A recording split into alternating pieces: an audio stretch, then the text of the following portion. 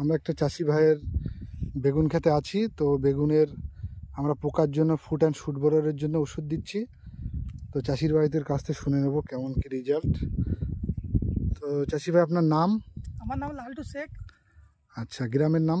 পলাশি পাণ্ডবপাড়া। আচ্ছা, তো বেগুনের যে পোকার জন্য আমরা যে তেল দিয়ে যাচ্ছি, তা তেলে কি কাজ পাচ্ছেন ভালো? হ্যাঁ, তেলের কাজ ভালো। গাছের চেহারা ঠিক থাকছে? গাছের চেহারা ভালো।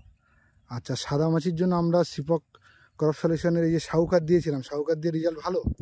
সাদা মাছি একদম নিখুঁত হয়ে গেছে। আচ্ছা আচ্ছা, তো কতদিন, 10-12 দিন রেজাল্ট থাকছে আরামসে? আরামসে। আর কানা মাল উঠছে, কানার চাপ এখন কিরকম আছে? চাপ বহুত কমে গেছে। আগে হাফ হতো, এখন মোটামুটি 1 কুইন্টাল বেগুনে হয়তো 5-7 কেজি কানা হচ্ছে। ওটা থাকবে, ওটা 2-5 কিলো 5 কিলো ওটা থাকবে। তো মোটামুটি কন্ট্রোলে আছে। ঠিক আছে, ধন্যবাদ। প্রোডাক্ট ব্যবহার করবেন। আর এই যে গাছের চেহারা, গাছও খুব ভালো আছে। এগুলো মাকড়া ভ্যারাইটি, মাকড়ার জাত। এই যে মাকড়া সব, এদিকটাতে সব মাকড়াই চাষাই।